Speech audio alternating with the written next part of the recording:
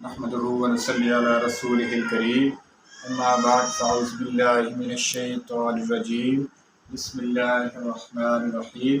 رب اشرح لي صدري ويسر لي امري واحلل عقدة من لساني يفقهوا قولي وافوض امري الى الله ان الله بصير بالعباد اللهم صل على محمد وازواجه وذرياته اللهم صل على محمد وعلى ال محمد. السلام علیکم. بات آج ہوگی، موضوع ہے آج آل رسول، اہل بیت، حسن و حسین. جو محرم الحرام ہے تو الحمدللہ محرم الحرام پہ جناب امام حسن اور امام حسین پہ بات ہوگی انشاءاللہ. اس میں اللہ رب العزت جو ہے میرے لیے اور آپ کے لیے آسانیاں اور سمجھ کی توفیق عطا فرمائے. تو اس میں بات کرتے ہیں جناب امام حسن کی، کیونکہ جس طرح کسی نے کہہ دیا کہ یہ کوئی فرق نہیں ہوتا خاندانوں میں، معاملات میں کوئی امتیازی اہلیت خاصیت معاملات نہیں ہوتے، تو پھر جب اللہ رب العزت، اس کے جواب میں کہتا ہوں کہ جب اللہ رب العزت نے اپنے پیغمبروں کو، اپنے خاص بندوں کو، اپنے خاص نبیوں کو، جیسے نبی کریم حضرت محمد صلی اللہ علیہ وآلہ وسلم کو ایک خاص مقام عطا کیا ہے، تو جو عام لوگ ہیں، جو ایسے بولنے والے، باتیں کرنے والے، ان کو کیا تکلیف ہے اس سے؟ کیونکہ اللہ رب العزت نے حضرت ابراہیم علیہ السلام کی بہت ساری اولاد تھی، تو اس میں سے جو ہے حضرت اسماعیل کو چنا قربانی کے لیے، اور حضرت اسماعیل کے آگے بہت سی اولاد تھی، اس میں قریش کو چنا. قریش کی آگے بہت اولاد تھی، تو اس میں نبی کریم صلی اللہ علیہ وسلم کے بنو ہاشم کو چنا. بنو ہاشم کے بعد جو تھے نبی کریم صلی اللہ علیہ وسلم جو ہے وہ ان کا انتخاب اللہ رب العزت نے کیا ہوا. تو یہ ہے، اسی انتخاب میں آگے چل کے امام حسن حسین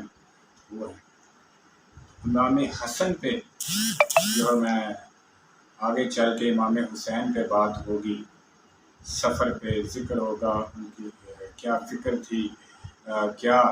ان کے پیچھے جو ہے نا تاریخی معاملات تھے، کیا چیزیں تھیں، ان پہ وہ پراپر بات ہوگی. لیکن پہلے امام حسن پہ بات کرنا چاہتا ہوں. جب امام حسن اس دنیا میں تشریف لائے، جب ان کی ولادت ہوئی، تو نام کے لیے مشورے ہوئے. جناب حضرت علی علیہ السلام، جناب حضرت فاطمہ الزہرا، انہوں نے کہا کہ کیوں نہ ہم یہ فیصلہ، یہ بات، یہ جو نام منتخب کرنا ہے تو ان کا نام رکھنا ہے، تو وہ نبی کریم صلی اللہ علیہ وسلم کی طرف بھیجتے ہیں، وہی آپ کا نام جو ہے نا وہ عطا فرمائیں گے. ان کے پاس گئے تو انہوں نے جو توجہ ہے رب کریم کی طرف کی، تو تب جبریل امین آئے، تو تب جو ہے نام جناب حسن علیہ السلام نام جو ہے وہ مقرر ہوا. تو نبی کریم صلی اللہ علیہ وآلہ وسلم جناب حسن کے لیے فرماتے کہ یہ میرا بہت بڑا سردار ہے، اور یہ بہت بڑے دو جماعتوں میں، عظیم جماعتوں میں، اسلامی مسلمانوں کی دو جماعتوں میں جو ہے یہ امام حسن جو ہے وہ اتنے اعلیٰ ظرف اور حکمت والے ہوں گے کہ وہ ان چیزوں کو کنٹرول کریں گے اور مینج کریں گے ان معاملات کو، اور بہت بڑی فساد سے، جھگڑے سے اور غارت گری سے، لڑائی سے، قتل و غارت سے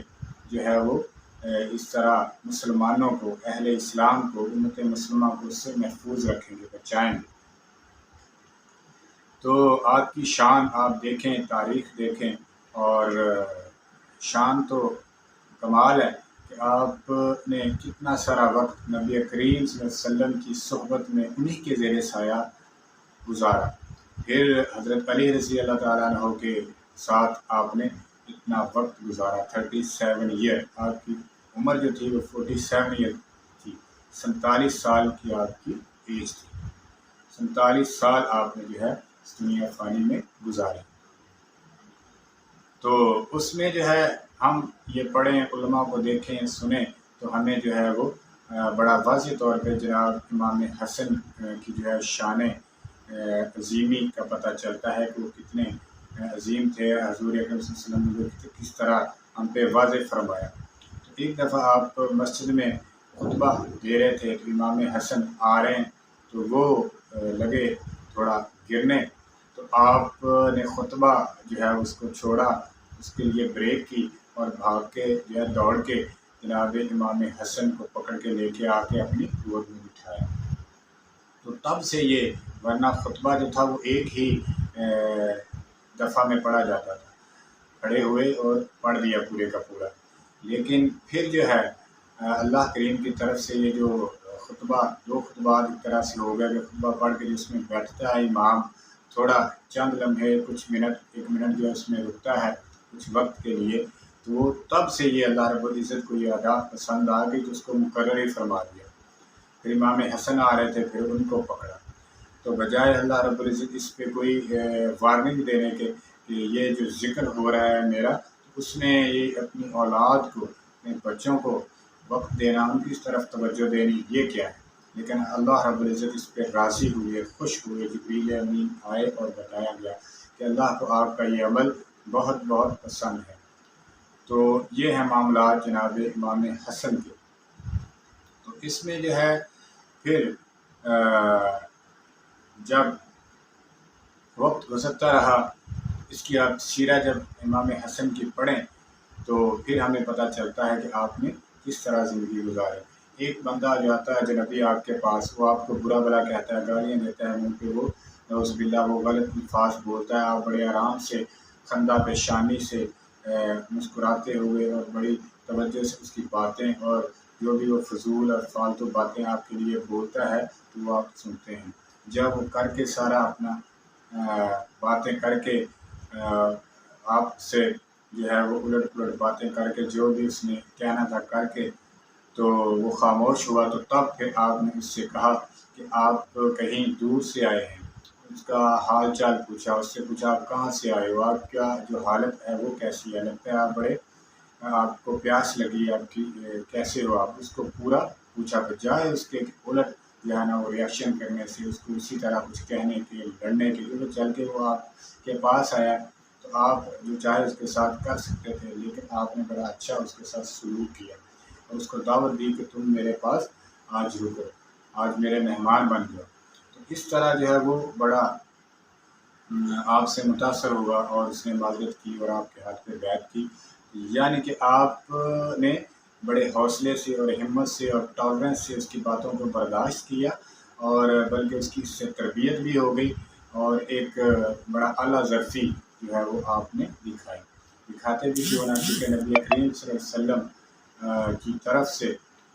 جو آپ کو محبت، پیار اور حکمت اور علم اور فہم